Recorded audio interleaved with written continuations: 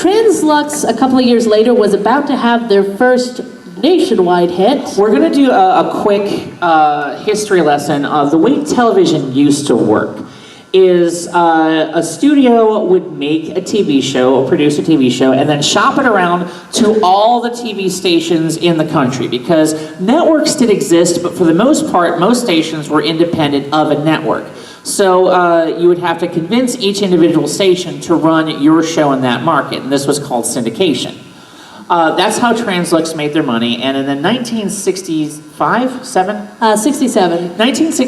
Translux would hit it big by licensing an adaptation of an anime called Mach Go Go Go, which was brought to the US as Speed Racer. So many people across the country saw this, and not only that, but this was the first show to really hit it big in terms of marketing and toys. Because any studio exec will tell you, it is not the show that makes the money, it's the toys. And kids wanted their Speed Racer lunchboxes, they wanted their Speed Racer action figures, they wanted their Speed Racer... Like blankets. I mean, my dad had a bunch of Speed Racers. I don't know if that... You broke my brain with the Speed Racer underoos. Do the underoos just reach out and yell just like, oh no! Don't forget to brush your teeth at night or you'll fall off a cliff. Ah! But here's the thing, and up until the anime renaissance in the late 90s, when you would ask someone, what's Japanese animation, which was often called Japanimation at the time, they would describe Speed Racer. They would describe the low frame rate. They would describe the still frames. They would describe the crazy lip flaps and the crazy dubbing that was used to match the lip flaps, which don't match English words at all. Now, we're going to go back to the fact that you make most of your money with toys, starting off with a 1970s toy company who will have something to do with anime later on. Leisure Concepts Incorporated was founded in 1970, specifically to take intellectual property and turn it into toys. And they first hit it big in 1977 when they get the license for a completely unknown indie sci-fi film called Star Wars. As weird as it sounds today, go back and look at interviews of like people talking about Star Wars in 1977. I mean, even Mark Hamill thought that this film was going to crash and burn. He's like, I had fun. You know what? No one's ever going to watch this. And then he's still doing it like 40 years later and drinking space milk. Blue milk. Oh yeah, but yeah, naturally this makes LCI a whole lot of money. And like Kid said, they do have something to do with anime later, but we'll get to that when we get to it. We need to talk about something very exciting happening in 1979. This is where this is where the sci-fi anime boom really starts. You get a show called Star Blazers. The interesting thing about this one is there was an overarching plot. You had to watch the episodes in order to kind of get an idea of what was happening, which presented a problem to the censors, because the censors are like, okay, we want to cut this thing out, but what if it's an important plot point anyway? And then they cut it out. Yeah, then they just cut it out anyway. So, now, Star Blazers managed to run for 5 years? It ran for 5 years, ended in 1984, just in time to be replaced by something that would become even more iconic. From days of long ago, from uncharted regions of the universe, comes a legend. The legend of Voltron, defender of the universe. A mighty robot, loved by good, feared by evil. As Voltron's legend grew, peace settled across the galaxy. On planet Earth, a galaxy alliance was formed. Together with the good planets of the solar system, they maintained peace throughout the universe. Until a new horrible menace threatened the galaxy. Voltron was needed once more. This is the story of the super force of space explorers. Specially trained and sent by the Alliance to bring back Voltron.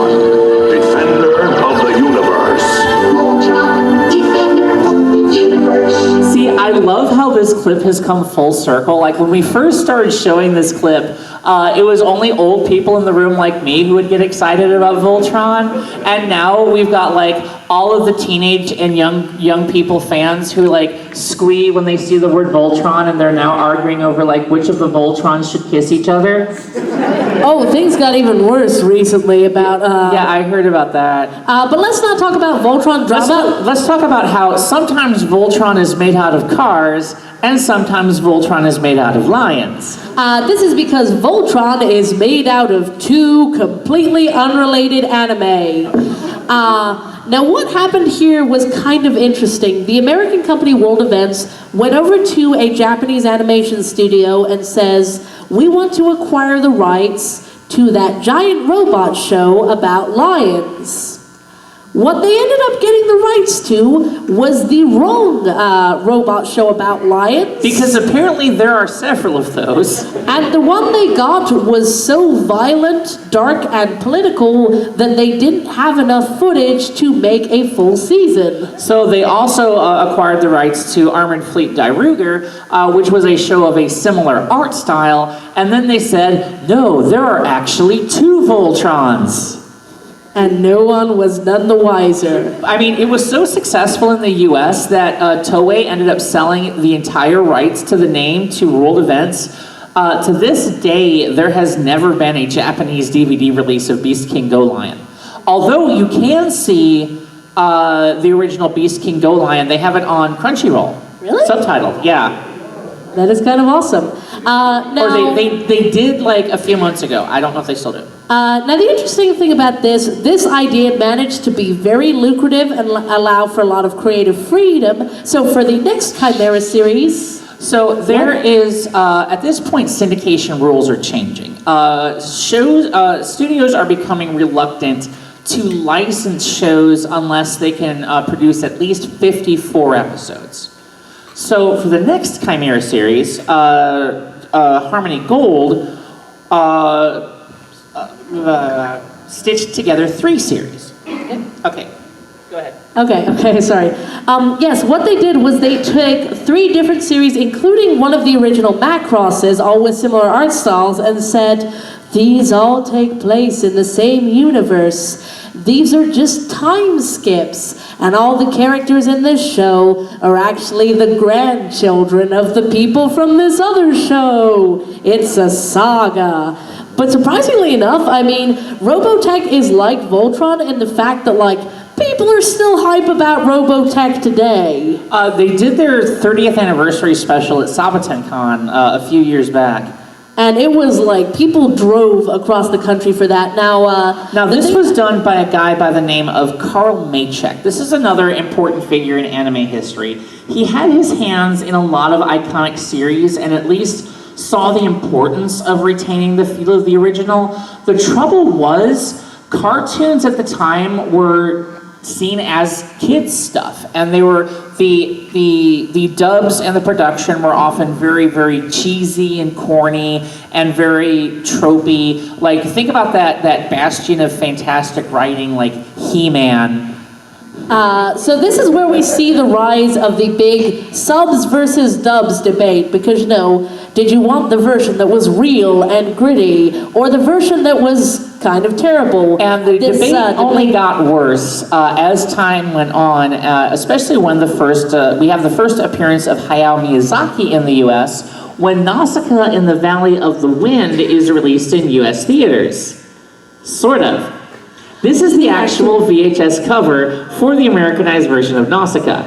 One thing you will probably notice is that Nausicaa isn't really in the picture at all. She's kind of scooched off into the corner in favor of a bunch of male characters who I don't think are actual characters from the movie. I mean, the guy with the gun might be one of the villagers, but I don't remember Skeletor or Perseus being in this film at all.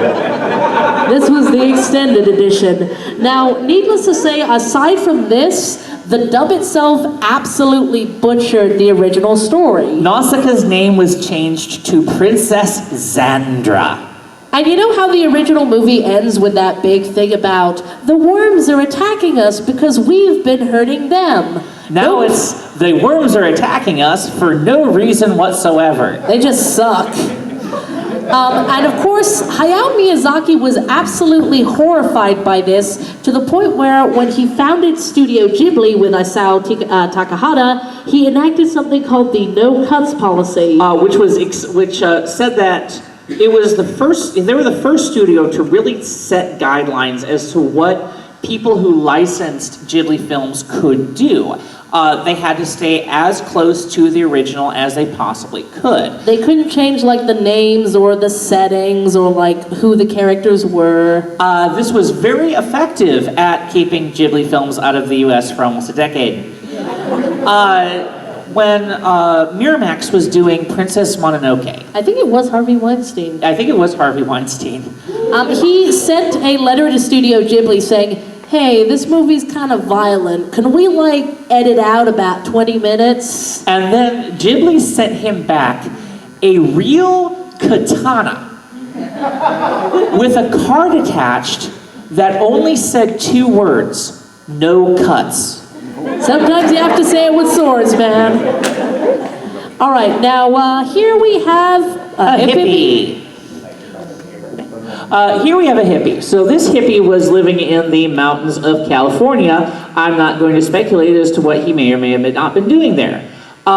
He is reading a manga called Domu, A Child's Dream, done by the creator of Akira, and starts thinking, hey, you know what? I bet Americans would like this stuff. Manga is cool. There's no place for people who speak English to get manga. You know what I should do? I need to call Japan and ask for several $100,000. And somehow or another, he gets a hold of Shogakukan Publishing, who's just like, yeah, here you go. And they give him $200,000 to start a manga company. And Viz Media is born. Yes, that is Seiji Horibuchi. He is the founder of Viz Media, came up with the idea after living in the mountains for a few years. And is now the father of one of the most influential media companies in the United States. Don't let your parents tell you it can't be done. All right, let's go back to talking about LCI. We keep mentioning these guys for a reason, but in the 1980s, they get the ability to have the license for everything Nintendo. Yeah, with interest in Star Wars waning, LCI jumps on the next big thing, which is Nintendo, and they turn Nintendo into toys. They're responsible for all of the Nintendo toys you may have owned in the 90s and late 80s, including things like those McDonald's toys like the flipping Goomba. Remember that thing? And the Nintendo cereal system. Look these up if you don't know what they are.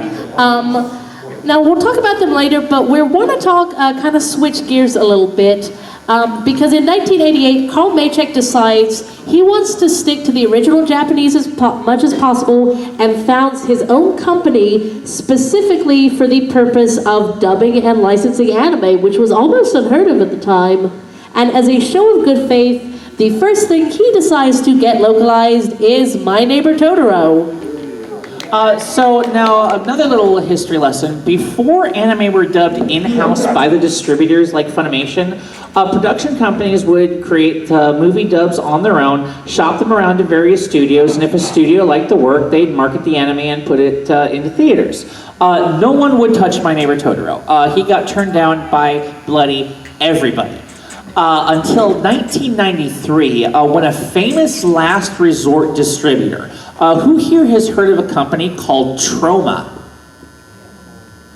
Nobody likes trashy movies. They're most well known for extremely graphic schlock horror films. You have things like Killer Condom, Surf Nazis Must Die, and Cannibal the Musical. And if you picked up a Troma catalog in the mid-90s, you would see things like Killer Condom, Surf Nazis Must Die, and Cannibal the Musical, next to My Neighbor Totoro. Sergeant Kabuki Man. That was another one. Oh, and we forgot to mention Toxic Adventure. That became their most popular one. That's Yes. the one most people have heard of. Okay, now I forget what we said about this slide because we want to talk about, at this point there was a growing community of anime enthusiasts, most of which probably had to sell their kidneys to buy the anime they were watching. Anime is extremely expensive. We should probably mention that this was what are you doing? This was 1988 money, so this was about, rather than being $230, you're looking at about $420. Yeah, it was $420 to watch the entire series of Bubblegum Crisis in 1988. So yeah, everyone who complains about paying $10 a month to Crunchyroll can go like eat everything. At least you don't have to sell your blood. Now we're jumping back to Streamline, aren't we? Yeah, so in 1989, Streamline, after their failure to market My Neighbor Totoro, decides to try and do their own distribution, and they do the first dub of Akira. However, they had pretty much no budget, so Akira reached a whopping 2 theaters nationwide. However, this kicked off what I would call the pulp anime boom of the early 90s. People who would, this became really big in fan subbing. There was an underground cult. People would like swap VHS tapes, mail them to each other, have little public meetings to swap these things. And at the time, a lot of the anime that were being swapped in these circles was stuff like your Genocyber, your Mad Bull 34, your Wicked City. So there was this big demand for just like schlocky, sexy, violent anime with like spider crotches and tentacle demons. Because if you're 13, 14 years old at this time and your friend comes over and is like, hey, I got a cartoon and it's called Legend of the Overfiend. And it's got blood in it. You remember Ninja Scroll? Oh God, I saw Ninja Scroll. Yeah, and the funny thing is, when you went to Blockbuster to rent these, usually the only ones they had were the trashy direct-to-video ones. I remember they had Ninja Scroll, they had Ninja Resurrection, they had Wicked City. There was so much bad stuff, like Lily Cat. We missed the Mename panel, didn't we? Because they talk about a lot of pulp anime. Funny thing is, during the marketing of Akira, Steven Spielberg was famously quoted as saying, no one in America will ever want to watch an R-rated cartoon. How many people's internet history should I be looking at right now? But let's talk about another company called Right Stuff. Right Stuff was named after the astronaut movie from the 1980s. They began as a telescope selling company. And after making a fair amount of money, the owner of Right Stuff was like, you know what? There's this new thing called home video. I wonder if my favorite childhood cartoon, Astro Boy, has ever been released on home video. And it hadn't. So he's like, well, you know what? I'm rich.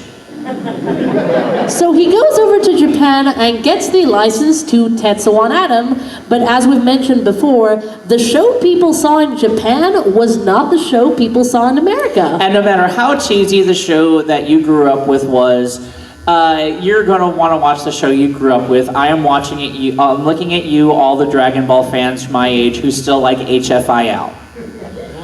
Hey, I like the Terrible Card Captors dub and the old Sailor Moon. So he goes to CBS and says, "Hey, remember this really obscure cartoon from the early '60s that you guys aired? I licensed it from Japan, and I'd like to have the dub of it." And CBS said, "Okay, we would gladly do that if we hadn't burned all the reels 5 years ago."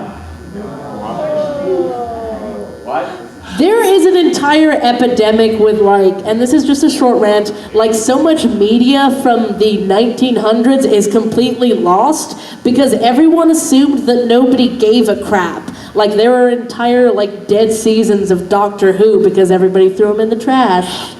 So there's a epic story. If you go on Right Stuff's website, you can read this whole thing about how the owner of Right Stuff went around the world to every single English-speaking country, like Ireland and South Africa and Malaysia and New Zealand, trying to cobble together the original run of the English dub of Astro Boy, and he succeeded. The first Right Stuff catalog contained nothing but the first 4 volumes of Astro Boy, 2 episodes per VHS tape. But you know what? We need to talk about something even more iconic in a lot of ways. Let's talk about Dragon Ball. So Carl Maychek and Harmony Gold, following their success with Robotech, attempt to localize the next big 80s hit from Japan, Dragon Ball. This is the first dub of Dragon Ball that I guarantee most of you have never heard of. Because it's Harmony Gold, they renamed most characters. My favorite is probably the fact that they decided to rename Krillin Bongo. Krillin became Bongo, and Korin became Whiskers the Wonder Cat. That's some good American flavor right there. It was test aired in a few markets in February 1990, but failed to find an audience, though VHS clips of it exist today, and contain some very surprising names in the cast. As well as what I would like to call the best worst anime theme song of all time.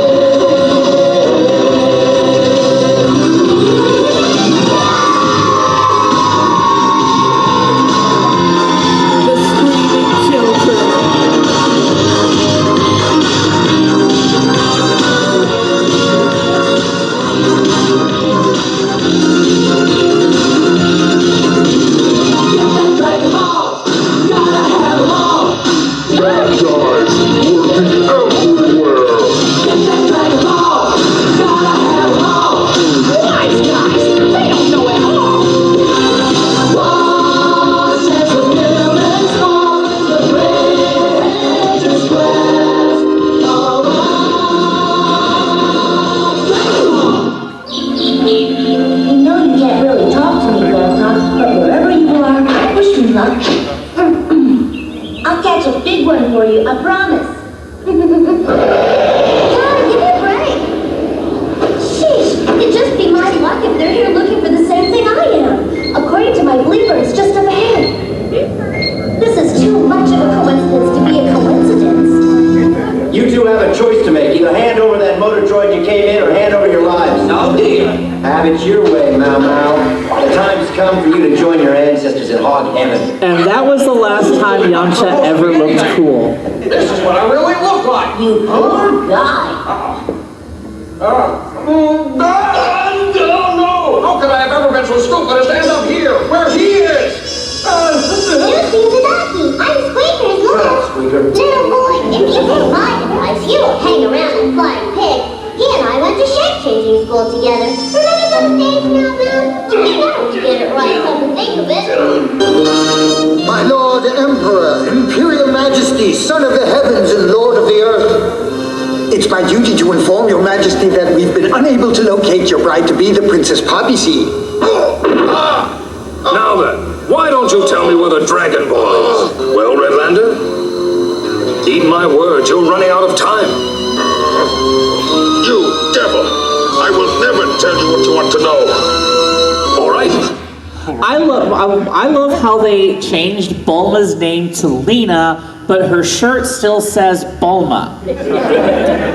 That would have just been too much effort to Photoshop. This isn't for kids.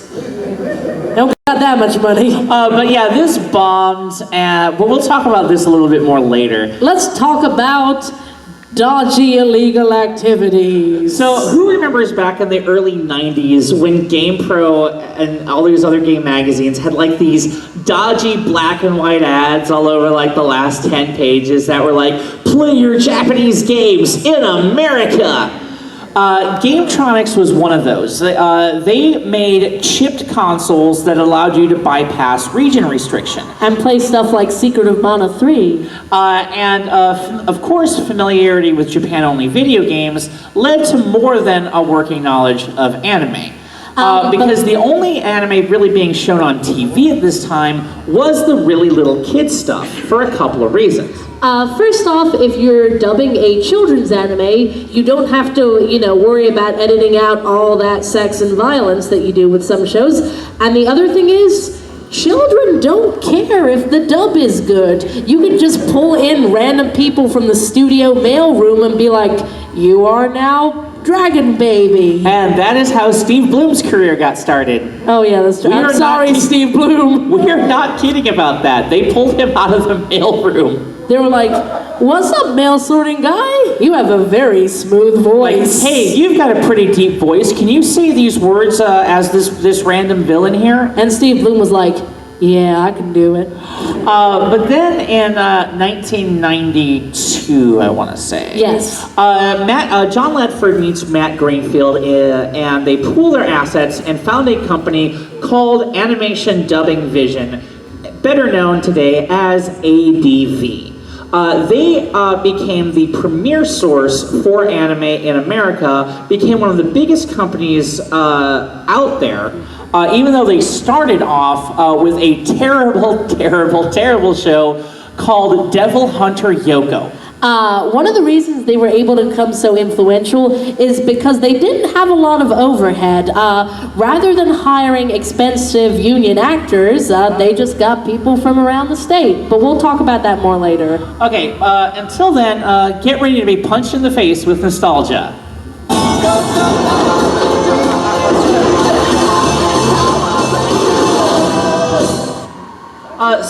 Mighty Morphin Power Rangers. This is another one that's come full circle that all the young people get excited about now. Who gets excited about it after that movie?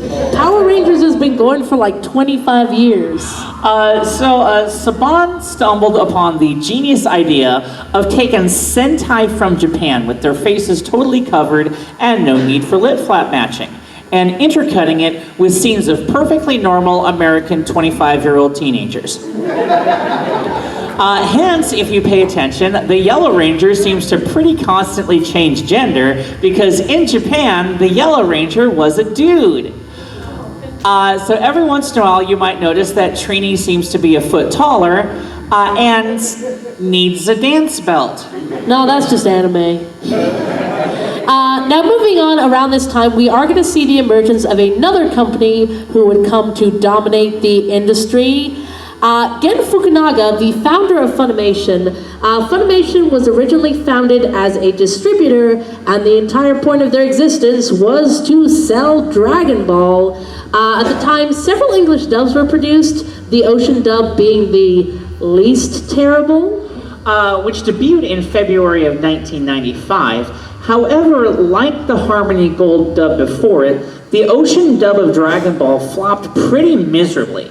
So Funimation and Ocean said, okay, you know what, we're just going to forget this series even exists. We're going to go straight to Dragon Ball Z. That's a lot newer, that's a lot more action-oriented. But in the meantime, things were changing up in home video, where Japanese electronics company Pioneer, who'd been selling VHS and Laserdiscs in the US since the 80s, decided to branch out into anime, starting off with the OVA of the harem classic Tenchi Muyo. They had a lot of success with Tenchi and other AIC Studio series like El Hazard, Mole Diver, Armitage 3, but most of their money was made from Tenchi Muyo, and Pioneer starts thinking, you know what we should do? We should devote more and more and more of our resources into making anime. Let's start licensing it ourselves. Speaking of things getting licensed. 1995. Oh boy. The Deke dub of Sailor Moon. So, Fred Ladd is running the show. Right off the bat, everyone gets new names and occasionally new accents, Serena. The Sailor Moon anime was absolutely butchered, but believe it or not, there is a reason for this. At the time, there was a belief that no girl over the age of 8 years old would ever watch a cartoon. So when they focus tested Sailor Moon, they had kindergartners watching it who were too dumb to understand anything. And Sailor Moon focus tested terribly. So the amount of stuff they cut out wasn't just blood or nudity. You had things like, or cousins. You also had stuff like the delinquent behavior. They cut the one episode where Usagi is trying to sneak into a nightclub with a disguise pen because that was delinquent behavior. They also had to cut out the episode with like the evil bunnies because Sailor Moon fighting evil vampire bunnies is animal cruelty. But I'm going to get on my soapbox real quick because I want you all to know that as much as we love to make fun of the Deke dub, it is by no stretch of the imagination as bad as it could have been.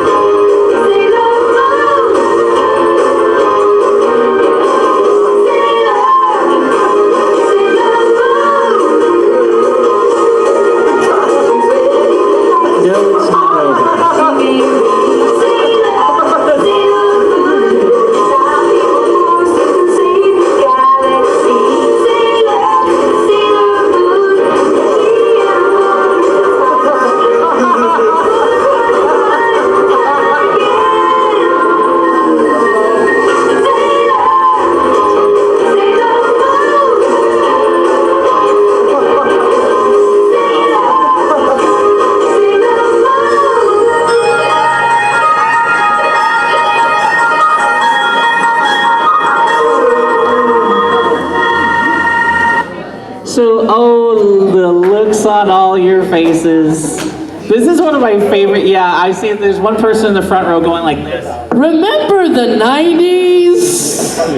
So, if this was your first exposure to the horror that was Saban Moon, I'm sorry. No, you're not. So, Saban, wanting to recreate that magic of 25-year-old teenagers, contacts a company called Toon Makers, gives them the idea to make a pilot for Sailor Moon. Toon Makers misses the point completely and makes them literally sailors on the moon.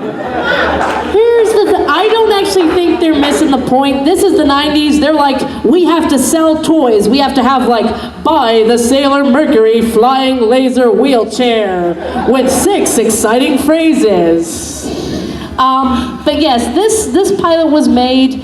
I don't believe it was ever aired anywhere. We've heard rumors that it was aired like once No, in Canada and then never again? We had one guy from Oklahoma who's like, no, man, I saw it.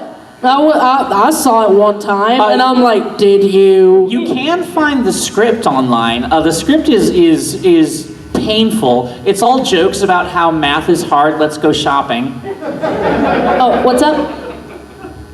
I don't know if the pilot itself ever aired, but maybe I'm just crazy. As a kid, I swear I remember 1 week on Fox Kids where you actually saw Tommy the White Ranger introducing like a pilot episode, which then led into what might have been maybe the first Deke episode of Sailor Moon.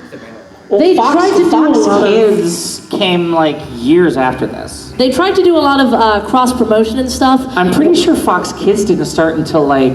Well, no, there was like the whole Saban, like, power hour thing. Okay. Yeah, it wasn't Fox Kids, but it was on Fox. Okay. One thing I was going to mention about this real quick, honestly, I almost want to live in the world where this was a thing. Because, oh this God, seems- could you imagine getting drunk and then watching like the 26 seatless episodes of this that they made before it got canceled in a fiery hail of death? I would love, this looks like the worst possible combination of She-Ra and Clarissa Explains It All. It's like, okay girls, today we're gonna learn about voting and periods and also giant space lasers. What's up?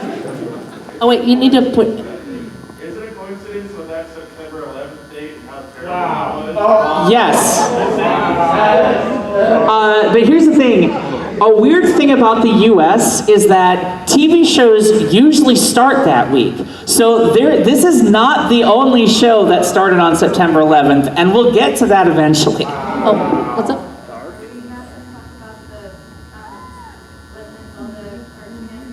That was part of, it was part of the Super Mario Brothers Super Show. Did LCI help market that? It would not surprise me because LCI had the rights for everything. You know what? I gotta look that up because LCI had the hardcore rights for everything Nintendo back then.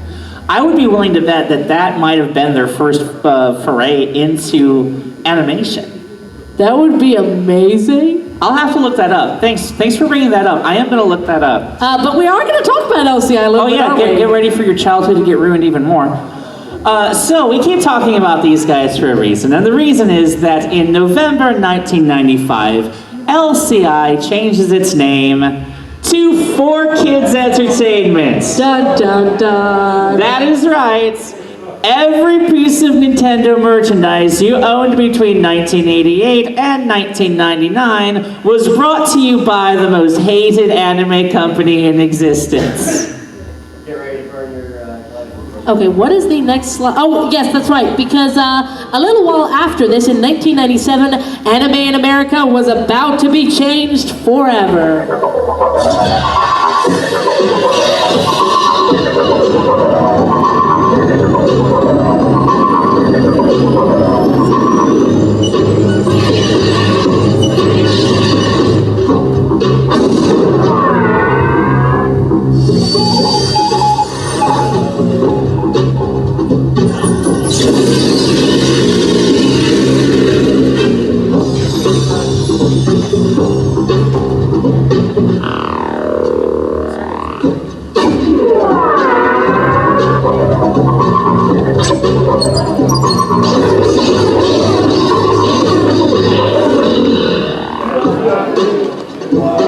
Well, that looks kind of different. I actually managed to research and find the very first airing of Toonami, March 17th, 1997. You know you're an older otaku when you remember all of the weird mascots they had before Steve Bloom. Moltar.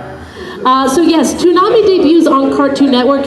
It starts out as an action cartoon block with basically no anime. The only anime they started off with was Voltron. They pulled the 15-year-old dub of Voltron out of mothballs. Although we did have Tronny Quest. Yeah, Tronny Quest. And Thundercats. which is not anime, that was produced by Rankin Bass, the same company that made the Frosty the Snowman cartoon that we get to see every Christmas. But of course, eventually Toonami would become to be a massive influence with anime on TV. Because anime was really, really cheap.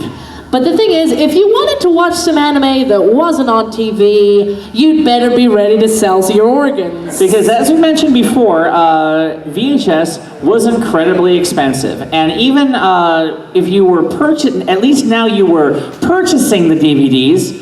DVDs, what the heck am I talking about? Okay, so this may have been one of the big reasons that like fan subbing was such a thing in the days of VHS. Maybe one of the reasons, but the other thing is like 85% of stuff never made it over to the US. So fan subbing back then was pretty much the only way you were going to get to watch anything.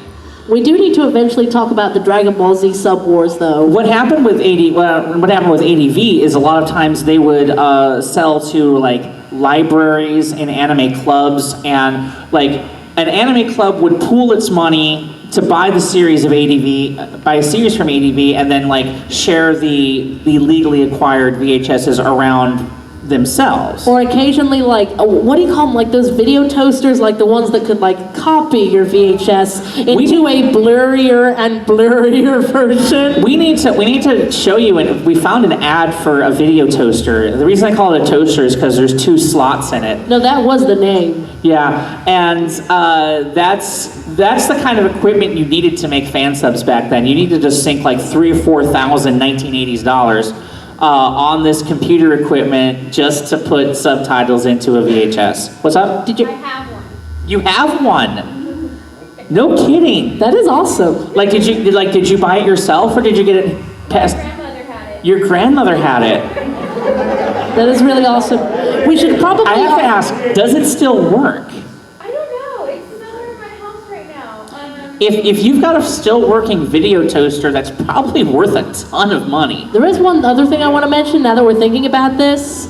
How hard do you think it was making AMVs in this point? Where you have to like cut up magnetic tape and like feed stuff through a video toaster and then just pray everything doesn't catch fire? I mean, I took a course in linear editing, and they basically just had us learn linear editing for about 2 weeks, just so they could then show us non-linear editing, which is what we think about now when we think editing. We have like, moving things around on a computer, just to show us just how ridiculously easy non-linear editing was. Oh, what's up?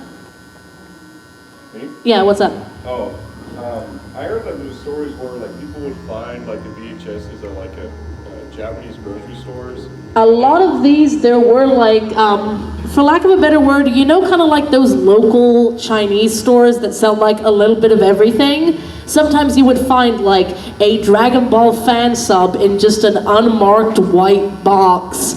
And usually the fan sub will also have like death messages to other fan subgroups because people were crazy back then. I mean, this is also the beginnings of things like Usenet. Who's old enough to remember Usenet? Not me. Where you would have like mailing lists where people would get on the list, and they would get mailed a VHS, and then they were expected to then mail the VHS to the next person on the list, and then they'd get another VHS, and that's kind of how that worked. It was a pretty complicated system, and I'm kind of glad now that we can just pay $10 a month and click on an anime and watch it whenever the heck we want to. Yay. As long as Crunchyroll's online streaming service is working. Cough, cough, flash, cough, cough. I got so sad the other day. I think we're trying to watch like Cells at Work, and it just goes, everyone else is watching Crunchyroll too. You're gonna have to either wait or upgrade to like, we're on premium. We need to be on like super premium. Well, the people who stole my account upgraded us to Premium Plus. So we've got that for about another 20 days. Yeah. Thank you, people who stole your identity. But let's move on and talk about 1998. I never looked at the moon at night when it's full. I don't think so. Why? They need the moon. Today at 5, Tsunami busts out the heavy artillery. What a awesome power. Put some hair on your chest. When we stop, you'll be equipped to defend. Dragon Ball Z. Today at 5, only Tsunami. Here's an auspicious date. 2 days ago was the 20th anniversary of Dragon Ball Z's release on Toonami. And really, if you're around, like, kind of... My age, these were your first anime. And yeah, dudes admitted you watched Sailor Moon too. The ironic thing is, the only reason Cartoon Network even got these shows is because both of them had failed. They had not picked up any audience whatsoever in their Saturday morning time slots. Okay, go ahead. Oh, no. I was going to say about the after school, but go on. Sailor Moon hadn't found much of an audience. Dragon Ball Z made 53 episodes before Saban pulled their funding, and Funimation was left holding the bag like, okay, what do we do now? Well, we might as well sell the rights to this totally unknown cable channel and cut our losses. And the thing was, moving from Saturday mornings to weekday afternoons ended up being exactly what these shows needed. Like, who remembers running home from TV just so you could catch some Dragon Ball? The notion that anyone older than 10 didn't watch cartoons was shattered. Anime exploded in 1998. These became the starting point for hundreds of thousands of anime fans around the country, bringing anime to an unheard of audience, who then got to watch the same 53 episodes of Dragon Ball Z over and over and over and over again. What's your question? Yes. That's the best question! Did you have a question? Okay. Now here's the thing, as we mentioned, Funimation were left holding the bag and they're like, what are we gonna do? So they turned and they kind of looked at what ADV had been doing for the past few years, which had been hiring cheap amateur Texan actors. Because, you know, let's face it, there are a lot of actors in Texas. They found theater majors, semi-pro stage actors from all over the DFW Metroplex, even occasionally asking their sound engineers, hey, can you sound like this guy? Which is how Chris Sabat got his start. They found out that Chris Sabat could sound like the ocean dub of Vegeta, Piccolo, and Mr. Popo. So yes, a lot of these guys just got their start because they happened to be part of the local acting scene, and so Funimation would spend a year or so finishing up DBZ so we could finally see what happens after the Ginyu Force shows up on Namek. Were we just playing script chicken there? Like, I'm not gonna stop, are you gonna stop? No, I was thinking it would be cool if we both said it at the same time. Get Vitamin H Force! I don't remember the pose. Oh God, could you imagine how like horrifically looking our fusion would be? I think it would look like all of Tumblr combined, just like the embodiment of Tumblr. See, my hair is usually like purple. I'm sure it would look like some Steven Universe character.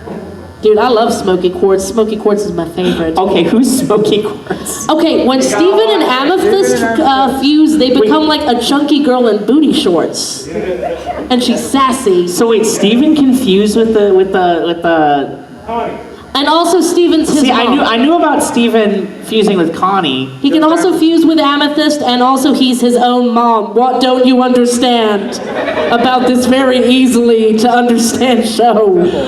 This is getting like Homestuck levels complicated.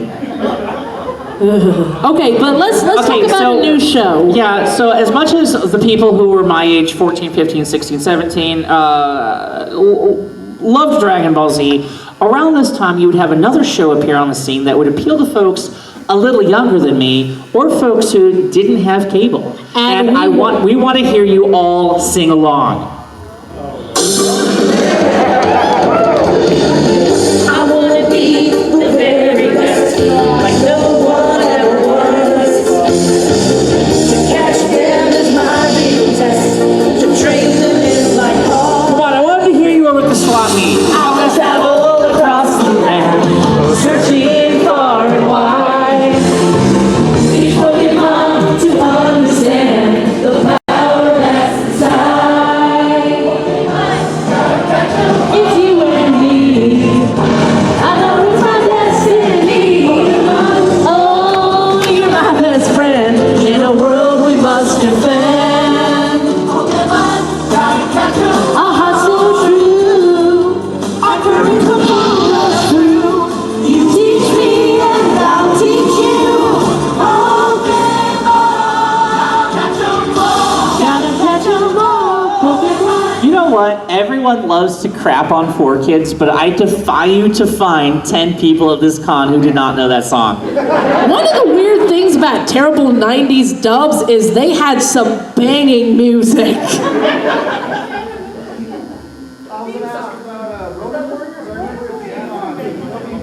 Oh, Ronin Warriors. Was that on WB? Yeah. I see. I remember that that did eventually end up on Toonami. I don't have that. We don't have that one in there, but that's another one that ended up on Toonami eventually for the same reason, because it had failed pretty badly, and Cartoon Network was able to get it really cheap. But with its all ages appeal, anime finally manages to land a Saturday morning kids hit. Through the massive marketing power of Nintendo, and then everyone stopped watching the show once Brock left and Tracy showed up.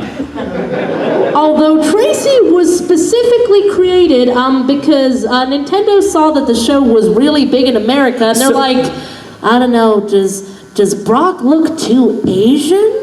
We need to replace him with a dumpy white guy in cargo shorts. The Japanese producers were worried Brock looked too Asian.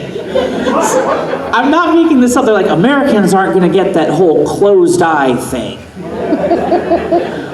And 4Kids returned to Pioneer for the home video release 2 months after the first air date, and Pioneer makes so much money on this deal that they begin focusing exclusively on anime because there is absolutely no way they could ever lose money by selling anime. This is going to become darkly hilarious in about 10 years. And America finally gets its first anime mainstream theatrical release in 38 years when Warner Brothers distributes Pokemon the first movie to over 3,000 theaters nationwide. And everyone makes their parents take them at least 3 times. It is still, to this day, the highest grossing anime movie in the United States. In case you're curious, the rest of the top 10 are Pokemon, Yu-Gi-Oh! Ghibli, Pokemon, Ghibli, Digimon, Dragon Ball, and Ghibli. Even like Your Name is only like number 13. Your Name hit like number 12. But yeah, you know what's actually kind of depressing? The live-action Ghost in the Shell movie grossed more than anything on this entire list. I don't want to live on this planet anymore. You know what? We need to talk about something fun, right? Because this isn't that clip yet. Oh, we need to talk about something not fun. So in Canada, after there's a rule that a certain percentage of broadcast material needs to be produced in Canada. So when the Toonami dub went from Ocean to Funimation, that took it out of Canada. So they get French company AB Group to hire back all the Ocean actors to make a Canadian-produced version of the Android Cell and Boo sagas. This is the version that aired in Canada and most of the rest of the world. So yeah, there is actually a full version out there that has the original actors all the way to the end, which is the one Kid grew up with, being from England. It's really weird too, because like they switched to the Texas actors for like 10 episodes, and then go back to the original ones. And it was so confusing, like moving to the US in 2009 and having people be like, hey, what's up? I'm Android 17. And I'm like, you don't sound anything like him. I don't know. Android 17 is supposed to sound like an angsty, whiny goth. You just sound kind of high. You know who plays Android 17 in America, right? I'm just saying sometimes his performances can seem a little high. Okay. But also in 2000, this happened. In the distant future, mankind has reached the stars, but the galaxy is troubled. What do you think you're doing? Don't fire! The Earth-Sphere Alliance rules the outlying colonies with an iron fist. I'm sure God would understand the steps we're taking. Isn't it about time that people realized the ones posing the most threat are none other than yourselves? We've had enough! Those who oppose them... We won't be needing you any further. What? So in March 2000, Gundam Wing debuts on Toonami, and suddenly America realizes Gundam exists. And this kind of goes in the opposite direction of Pokemon. This ends up appealing a lot to older teenagers and young adults. Because with the success of Toonami and home video, companies are realizing that they can produce dubs of these shows and not necessarily have to aim them for Saturday morning. because you don't need as much censorship on cable. So in this show, people actually die. Instead of getting sent to another dimension. Or put in space prison. Or the Shadow Realm. For those of you who've never seen the original Japanese Yu-Gi-Oh, look it up because pretty much every time... The original Japanese Yu-Gi-Oh is really messed up. Well, pretty much every time that, like, in the 4Kids version, someone is going to get hit by a beam of energy, they've usually got, like, a goddamn shotgun pointed at their face. Original Yu-Gi-Oh went hard. Now let's talk about another show around this time. Let's talk about Trigun. So with home video, with the major market of anime switching from Saturday morning to home video, Pioneer gets an amazing price for Trigun. They get such a low price that they only need to sell 6,000 units to break even. They wound up selling over 24,000 units. Suddenly they start thinking anime is a license to print money. And one of the reasons they make money is because there was this new format, which was a whole lot cheaper to market and produce, called DVD. Now in 2000, people were wary of new formats and reluctant to buy new technology because everyone had just gotten burned by Laserdisc. But you were going to buy a PS2 anyway, right? So hey, DVD player. Real quick, how many of y'all's first DVD player was a PS2? Yeah, lots of y'all. Pioneer starts thinking DVDs are so much cheaper to make. Pokemon and Trigun did so well. We're seeing a 20% growth each year. Trigun broke even at 6,000 copies. We could buy our next series at a price where we'd need 15,000 copies to break even and still make money. Makes total sense. And we have to do that to keep any of these other companies from getting their hands on it. Now, Pioneer puts up the highest bid to acquire the DVD rights to one of the holy grails of expired licenses, Akira. This was the Johnny Young Bosch dub of Akira. But then there's a little practice that not many people are aware of called bundle deals. The idea is that if you go to a Japanese company and say, I want to license this very popular show and sell it in America, the Japanese company will say, okay, but you're also going to have to pay for 2 or 3 shows that completely flopped in Japan so we can make some money off of them. So the line of thinking was they would make so much money from this big show that they could just eat the 2 that failed. If you're ever wondering why so much crappy anime gets licensed in the US, that's why. Yeah. They know no one's going to buy, like, I don't know, what's something really awful that's come out recently? I'm going to be honest, We Without Wings? That one anime that, like, the whole clip, all I remember for it is that one song where they're like, here's a guy just singing, penis, penis, and I'm like, you want me to buy a Blu-ray of that? Oh, Defrag. Do you remember Defrag? I don't like it. Although apparently Cruz loves Defrag. Here's the thing, we're just anime snobs, so we're just like, that's not Cowboy Bebop. But yeah, I mean, Funimation knows no one's gonna buy these fucking terrible, like, cookie cutter harem series. So they figure, that they can make enough money but see, the other thing is now they're streaming, so people are watching these shows more. I mean, who gets, like, drunk and bored at 3 a.m. and you're just, like, on, like, Funimation.com and you're just like, oh, what is this? Dragon Bikini King? Yeah, all right. I've got enough Shiner to get through this. Here's the thing, I know at least half of the people in this room go online at certain times and are like, I wonder which of these shows has the most bikinis in it. You mean which shows are the good ones? I'm sorry. In 2000, but also in 2001, real quick, I want everyone to 3, 2, 1, let's jam. I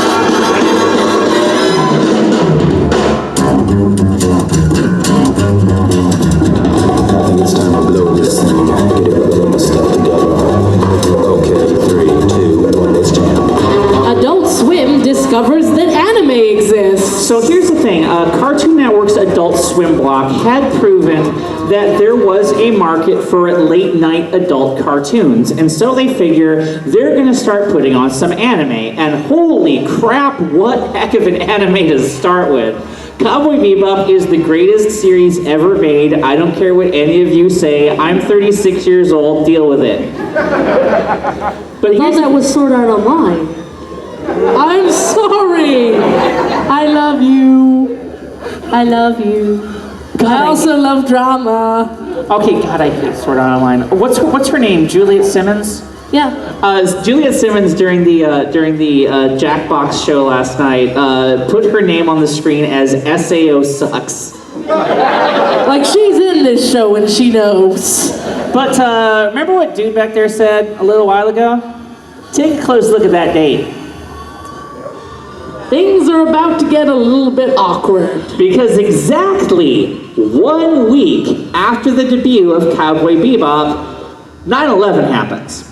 And suddenly, it's no longer cool to talk about terrorism and war on TV anymore, which sure as heck killed Gundam's popularity in the US. That's just like a Falcon punch right into the heart of Gundam. Because Gundam is nothing but terrorism and war. Something, something politics, something, something revolution. I mean, between 2000 and 2001, Gundam had like temporarily exploded. We had the first showing of Mobile Suit Gundam. We had Gundam 0080. We had I want to say Gundam C, whatever the one with the shining finger is. G Gundam. G Gundam. I loved G Gundam. I also don't care what any of you say. And Zeta Gundam, I think.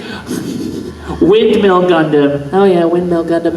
So here's the thing, when many of these shows are taken off the air, they need something to replace them. So we get a lot of shows which are a little bit more cutesy? Anime takes an almost immediate reactionary swing back to kids stuff. Foxbox and 4Kids work together to ruin everything. Bringing some amazingly cheap, probably, shows to the US, classics such as this. There, boys, my space. Your body slam, the human race. Wrestlers race to our defense with strength and speed and excellence.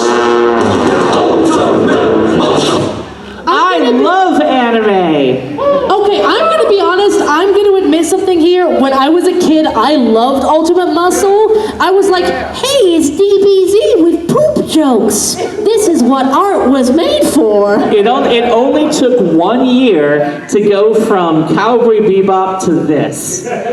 The terrorists won. Honey, that's a little dark. Oh, what's up?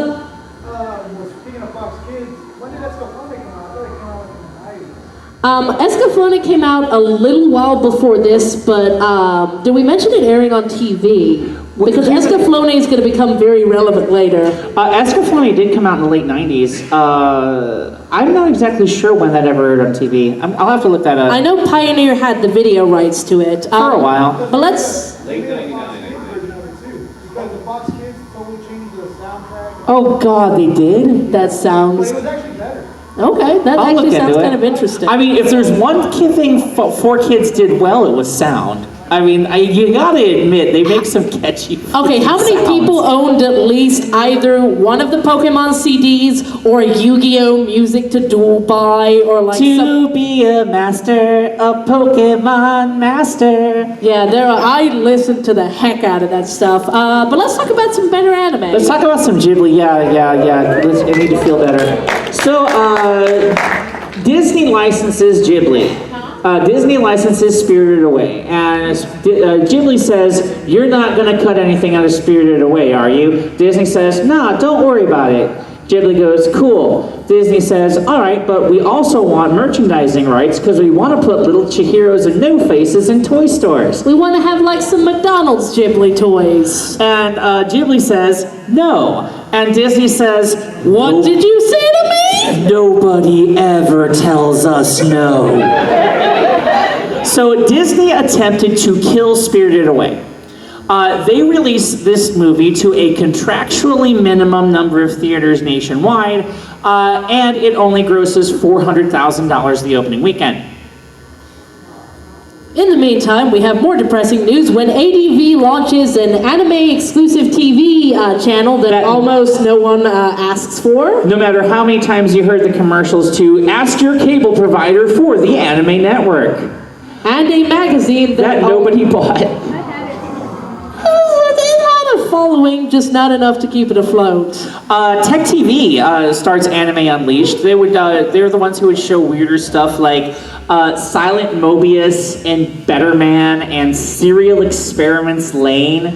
This is also around the time, I believe, that Sci-Fi were doing like their Animondays. When, where it was like, this ain't your mom's anime. And they would show like edited versions of a lot of the pulp OVAs and the dark sci-fi stuff. Like this is extreme cartoons, anime extreme. I need to put in one of the trailers because they are amazing. I tell you one thing. I've seen Serial Experiments Lane at least 6 times now, and at least 2 of those times I was sober. And it still doesn't make any sense. See, that's your problem. You need a very specific set of brain chemicals to understand it.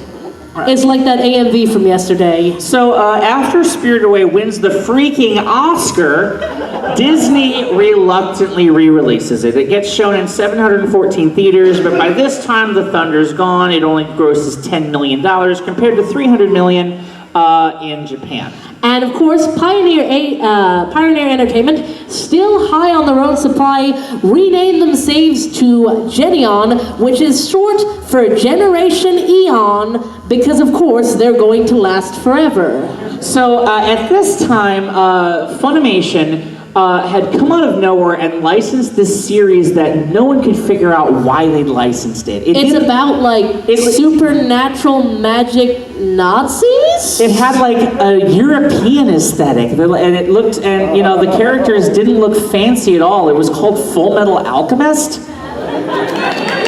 And a lot of people seem to like it. And at this point, the success of Full Metal Alchemist was like a big left hook to the entire anime industry because no one could figure out why Full Metal Alchemist did well. Like people in America, they were trying to figure out if there was one secret ingredient to selling an anime, and they're like, okay, Evangelion, Pokemon, Full Metal, whatever. Like, what is the secret to this? So what they start doing, they're like, okay, well, what we're going to need to do then is license absolutely everything and hope one of them becomes a smash hit like Evangelion. And then in August of 2003, they get wind that the creator of Escaflowne is making a brand new show, which is going to be a cyberpunk show. And they think, hey, Terminator 3's coming out soon. This could be the magic bullet. So they spend something like $1.7 million. More than Funimation paid for Full Metal Alchemist to get a show called Heat Guy J. This show is kind of infamous for being like one of the last nails in Geneon's coffin. Here is what I am going to say, okay? Because I am like a contrarian defender of this show. This isn't a bad show. It's like a B-, C+, but this is not the show that you spend almost $2 million on. Geneon knew absolutely nothing about it when they bought it. They had 2 pieces of concept art, including this concept art, which ended up being on all of the DVD covers. And the fact that it was done by the Escaflowne guy. A single episode hadn't even aired in Japan because they thought, well, you know what? Escaflowne came out in 2000 and sold this many copies. The market's growing 20% each year, so obviously Heat Guy J is going to sell 140% of the volume of Escaflowne. Are we going to mention blockbuster buybacks yet, or is that later on? That's later on. Okay, but yes, this show was a disaster. We need to talk about something funny now. So AB Group, after finishing the Ocean dub of Dragon Ball Z, says, hey, we want to do the Dragon Ball movies. Hey, Canada, do you want to show the Dragon Ball movies on Canadian TV? And Canada says, you know what? We're good. It's been like 8 years since Dragon Ball. We probably don't need any more. So 80 Group says, sweet! That means we don't need any of those expensive Canadian actors anymore. We can get people off the street in Norway. It's the green! Let that child alone. Goku? What is it, Majesty? You alone can defeat a certain warrior. You can vanquish the legendary space warrior. Are you sure you mean the legendary warrior of space? Okay, exactly where will I find this super warrior? I have no idea. We have received a message from His Majesty Freezer. He informed us that the planet Vegeta no longer exists. What? Power is really extraordinary. One thing is sure, they're from another world. And you say you're the prince of the space warriors? Oh, the dream face reality.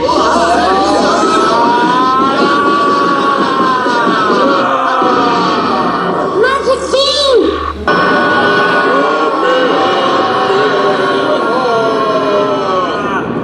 I want a bean. Let's have it. I want the magic stick!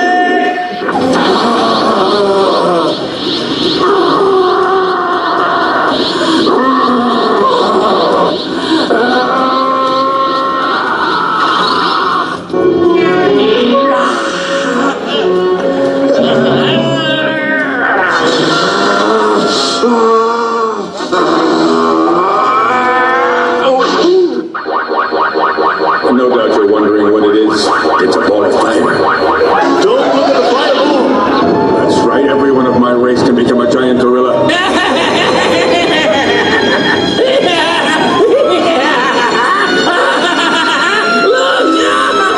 He's too powerful! You're right. Why didn't you tell me sooner? He is a particularly bad when his strength is as great as the evil in his heart. He tried to destroy all the galaxies one after another, all four of them. You mean he's like the evil bad guy? No choice, Vegeta. You up for this? No. God!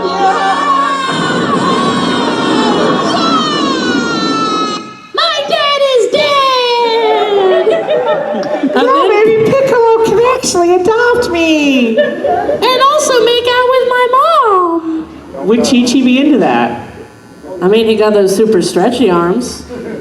Diggle daggle. Okay.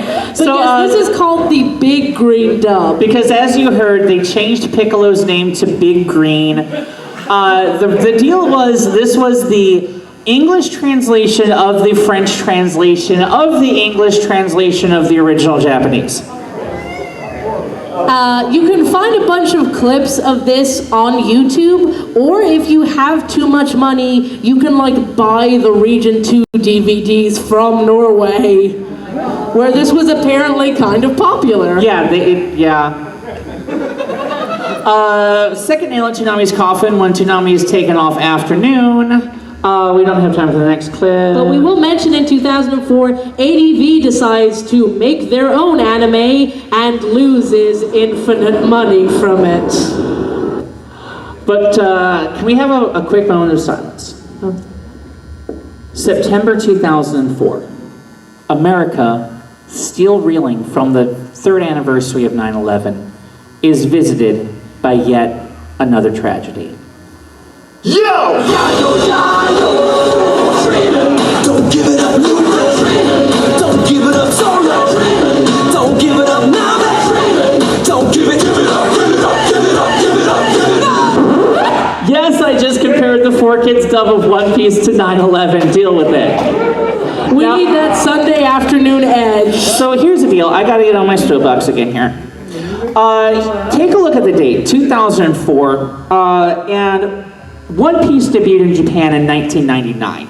It's been 5 years. This is a point where every anime company is licensing everything, and no one has picked up One Piece. Because no one wanted One Piece. They knew this was this was a kids show that could not be shown in a kids time slot. I mean, if you look at it, you have that colorful, goofy art style that's like too childish for edgy teenagers, but you also have like boobs and blood and drinking and like everybody's smoking. 4Kids was pretty much tricked into licensing this. They went over to Japan to get some more stuff for Foxbox and some more Yu-Gi-Oh! And as part of the bundle deal, Japan said, yeah, you also have to license this show called One Piece.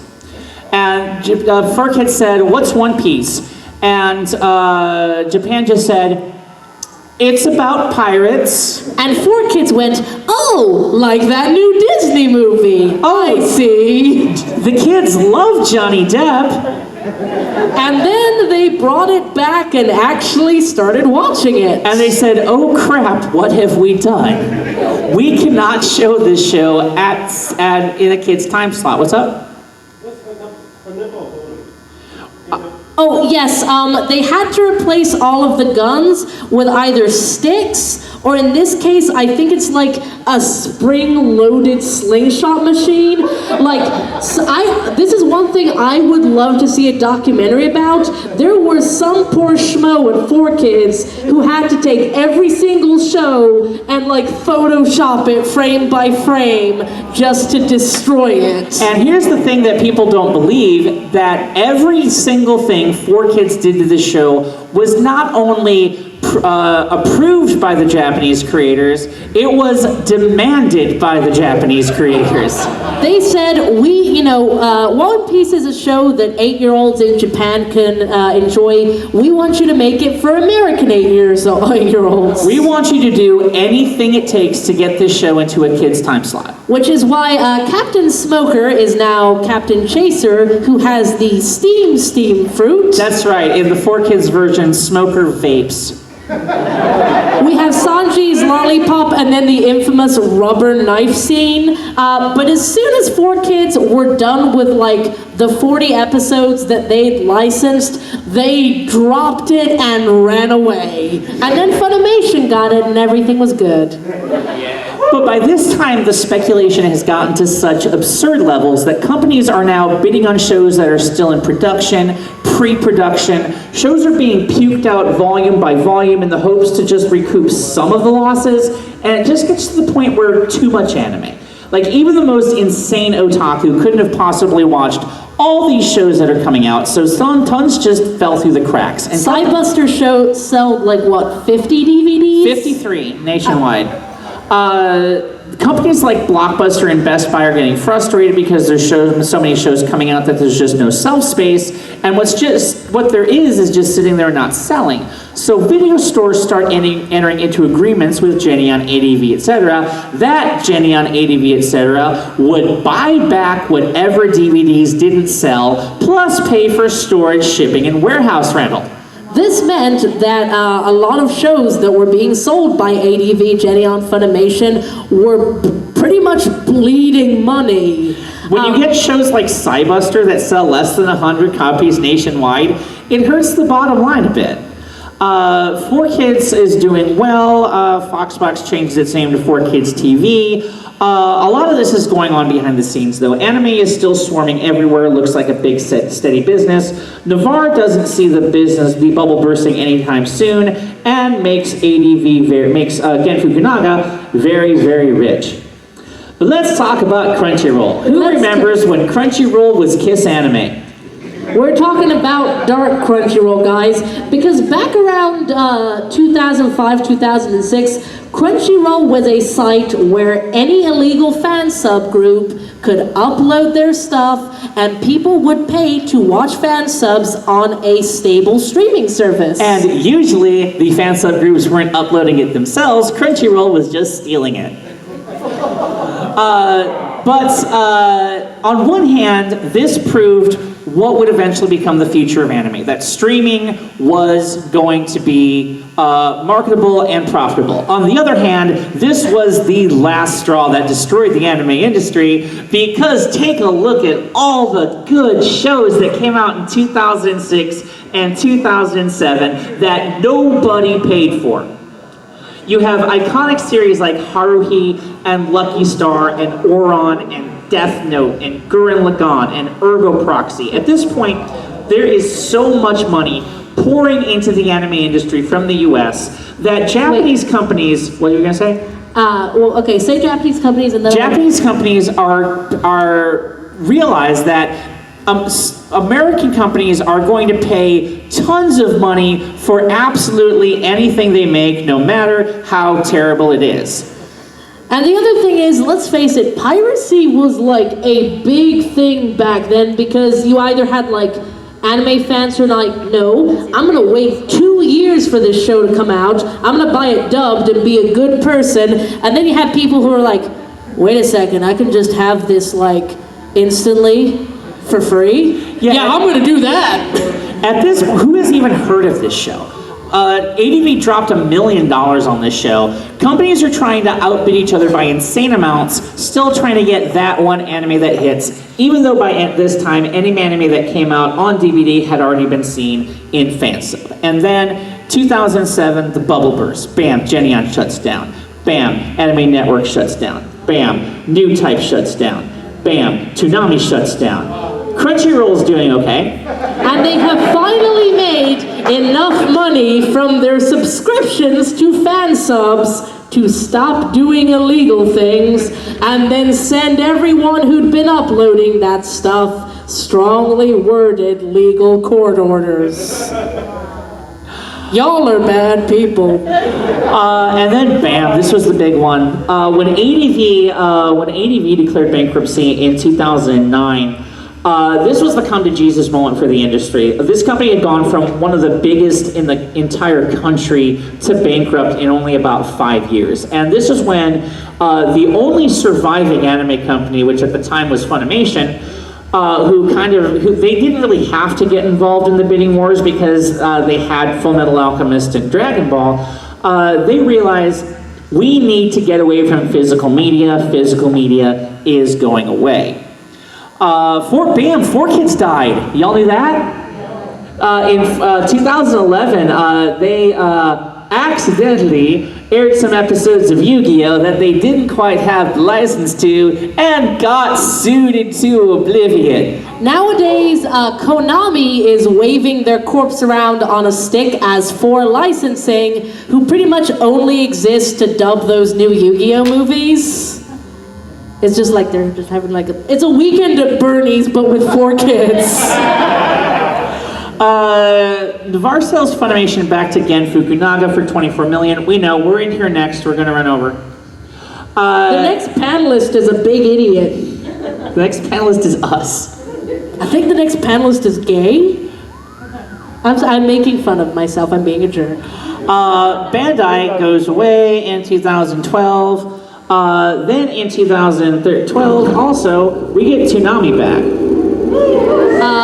Now, of course, we'd already had a lot of anime airing on Adult Swim, but calling it Toonami kind of made us all feel like children again, although this version of Toonami was a lot more adult in tone. Because at this point, all those Dragon Ball Z fans were 10 years older. So we get a lot of stuff like your Kill la Kill, Black Lagoon, Parasites, I think Tokyo Ghoul at one point. Tokyo Ghoul. What's even airing on there now? Hunter x Hunter. The depressing shonen show. And I think they're now showing part 4 of JoJo. Nice. Most of what ADV and Geneon has is now either owned by Funimation or so unmarketable the license is in limbo. We see licensing rescuers like Discotech Media and Lucky Penny, which is owned by Right Stuff. Where they will buy really, really old out-of-print stuff like the Urusei Yatsura movie and be like, hey, does anyone want to buy this? Although recently I want to point out Discotech Media bought the rights to a show called Ghost Stories.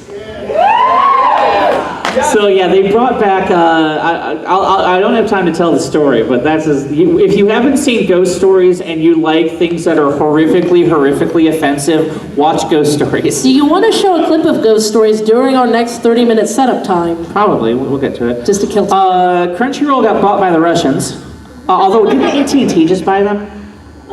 Someone else just bought Crunchyroll, and I think it was AT&T. That's gonna be interesting. And then finally, last slide we have here, in 2014, we have a very historically important show come out called Space Dandy.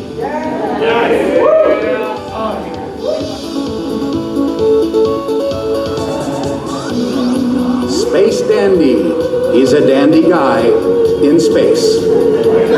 So why is Space Dandy historically important? Because this was the first anime that was released dubbed at the same time it was released in Japan, which is something that we could never, ever, ever convince the Japanese to do because it required them to give us their raw video weeks before it would air in Japan. And that is something, and Funimation almost completely destroyed this deal when a early episode of One Piece got leaked. But after increasing their web security and realizing they probably shouldn't just title their page 1-piece-876.html and then upload it before the ad was supposed to air. Let's talk about because here's the thing. No matter how you personally feel about dubs, the simple truth is dubbed anime outsells undubbed anime about 4-1. And I know chances are most of y'all's first anime was a dub. Dubs are really, really popular. People tend to like dubbed, watching things in their native language. And that's not a bad thing. We don't have time to talk about broadcast dubs, although we do need to add an extra slide now, because over the past couple of years, Netflix has started making so much money that they're co-producing anime with Japanese studios, shows like Kakegurui, Aggressive Retsuko, and the, I'm not sure if it's technically an anime, Castlevania anime? Because here's the thing, we're seeing a fractionalization. We're seeing that streaming has become so popular that other companies are trying to get in on the act. There was a Japanese company called Daisuke, which I don't know is even around anymore. You've got a new company in the dealer's room called High Dive. They're very, very good. They're effectively the streaming arm of Sentai Filmworks. Then you have Amazon, which licenses shows it doesn't want anybody to see. Because, you know, I'm not paying $120 freaking dollars for Amazon Prime just to watch a couple of shows. Oh, what, they did have an add-on service before called Anime Strike, but then that was murdered in a hail of fiery death. And then, of course, I could just mention Netflix is also producing its own anime. So Netflix is up there with Funimation and Sentai Filmworks now when it comes to actually producing anime. What this is going to end up doing is causing a new golden age of piracy, because no one is going to want to subscribe to every single one of these single streaming sites. I think that's one of the big reasons that VRV was founded, so you could get all of your stuff in one place. Here is the thing, and this is the ironicest thing I can possibly think of. People switched to the internet because they didn't want to do cable, but the internet is going to go the exact same direction, and you're going to find companies where you sign up for whatever to get access to these 27 streaming sites. Oh no, it's a cycle. Oh God, they're going to reboot Heat Guy J. Everyone run! I guarantee you by 2020, people are going to be complaining about having to sign up for a streaming service just to get 3 channels they watch and 17 they don't. Oh yeah. That's where we're going. All right, now, because of the way convention rules work, those of you who are coming to our slasher movie panel, you will need to step outside of the room and then step back inside of the room. For the next 20 minutes, we will probably be doing some banter, possibly some goofy filler, and we'll probably show a few clips from Ghost Stories. But we gotta kick you out for like 30 seconds. Yeah, they say we have to clear the room after every panel.